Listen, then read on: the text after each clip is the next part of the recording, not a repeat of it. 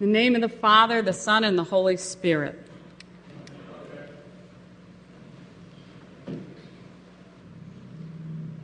When I was getting out of college, I had a friend who was a hydrology major.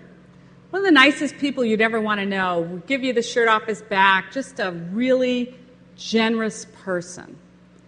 But as the senior year of college was coming to an end, his family, there were some significant problems in his family, and instead of helping him through this difficult time, his girlfriend broke up with him, and then he graduated, and he was trying to find a job, and he kept getting rejected, and he all of a sudden went from being pretty happy-go-lucky, generous kind of person to feeling very depressed and anxious and not sure what he was going to do or what his future was going to hold.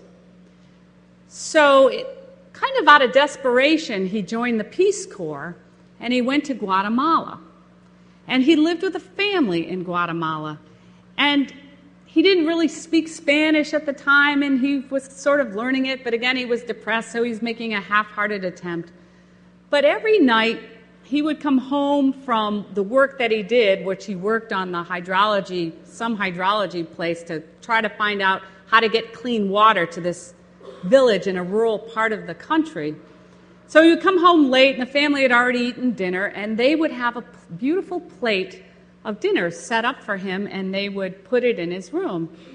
But he wasn't feeling really hungry because he was, again, depressed and moody, and so he'd eat a little bit of it, and it was a different kind of food, and he wasn't really happy with it. And they would just let it sit there, and flies would be buzzing around, and eventually somebody would come and take it away. Well, one day he saw that there were kids silently waiting outside of his room, and he wasn't quite sure what that was about. And so he kind of watched them, and they came in and they got the plate, and the kids would just fall on the food and just eat it like my dachshund who inhales her food. You know, that's the kind of thing that dog does. But they would just inhale this food, and he didn't quite get it. And then he started paying very careful attention to what was going on, and he would see people come to the house bringing food, and then he noticed that what people brought to the house was being prepared and put on this plate and then brought to his room. And then he began to put it all together that the people in this village were incredibly poor, and the family that he lived with could not create a dinner plate of food for him. And so the whole village had kind of banded together, and they figured out who was going to bring food when and when it was going to come, and they were providing this young man with a plate of food that all of them were sacrificing to give. And when he finally put all the pieces together and realized this, his heart just grew.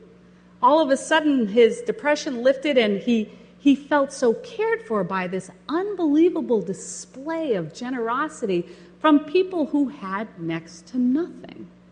And it changed and transformed his life. And he continued to do the work that he was called to do, but he also began to share. So he would invite the kids in to have dinner with him. And then he would kind of partial out the meal that he had been given. He never came back to the United States. He ended up living in Guatemala, working amongst the people, because the level of compassion and generosity overwhelmed him and changed him forever. We see that in the gospel today. We've all kind of been there, right? Have you invited people over? You go and maybe you buy some beef tenderloin. It's expensive, but, they're good friends and you want to entertain. And then they call you up and they say, well, I have these house guests staying. Is it okay if we bring 4 or 5 more people? And you're in the kitchen slicing up the pieces of meat, going, this just isn't going to work, and what are we going to do? And it's like a little bit of panic. We've all kind of been there. How do we stretch this out? What do we do? And the disciples went to Jesus and they said, tell these people to go away. We've got 5 loaves and 2 fish. And as we heard, there were 5,000 men. And of course, there were women and children there too. That always upset me. So there's probably 10,000 people, right? If you're looking at 5,000 men, there's at least maybe 5,000 women, who knows? But, at least 10,000 people. So 5 loaves and 2 fishes won't feed 12 hungry men, the 12 disciples, and heaven forbid any people that they had traveling with them. So, of course, Jesus, send them away, let them fend for themselves, get them out of here. What are we going to do? And that would have been an easy choice. But no, Jesus takes this measly amount of food and tells everyone, sit down, and you can picture a huge field. And I've been there in Israel. There's a church called the Loaves and the Fishes, and there's a huge meadow there. And it's sort of concave, and if you stand at a certain point, you can hear yourself speak through this big, big meadow. So they said, well, that's how Jesus spoke to the crowd. But you can see all these people crowded, sitting down in the grass, and Jesus taking this small, teeny amount of food and offering it up to God and giving it away. What little food the disciples had, Jesus gave it away. But then we hear the most astonishing thing is that there was more than enough for everybody, and there were 12 baskets left over. Now, how does that happen? So we always want to know how, right? Was it magic? Well, in my experience, God doesn't work using magic. But somehow, food appeared and people were fed because the initial action was to give away what they had. And in that very generous, loving, compassionate action, something happened. And all of a sudden, people were fed, and there were leftovers. And that this tells us that through this compassionate giving and sharing, there's the ability for everyone to be fed. It's an amazing, amazing event that occurred after Jesus healed the people in the crowd. It's kind of what happened to my friend. He was healed through this generous action. And when we're healed and we have received, then we are able to give. Amazing story. The feeding of the 10,000 is the way I like to think of it. We need each other. We need those generous, loving, compassionate gestures. And they come when we're connected to Jesus, because that's what Jesus did. Generous, loving, compassionate gestures to the crowd, which in turn healed and swelled the heart of those who then in turn were able to reach out and give generous, compassionate gestures to everyone else. We need each other. We need community. It's probably the most important thing that we have. I had to work in my Tough Mudder experience, right? So how do you work in an obstacle course into the feeding of the 5,000? Well, here's the way I'm doing it, right? It's all about community.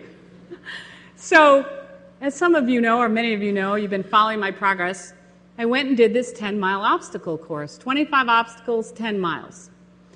And I did it with my youngest son and his girlfriend and my husband. And it's a course that's put together by British Special Forces. And it was on a ski area in Wisconsin. And then it went from the ski area onto a golf course. All kinds of obstacles.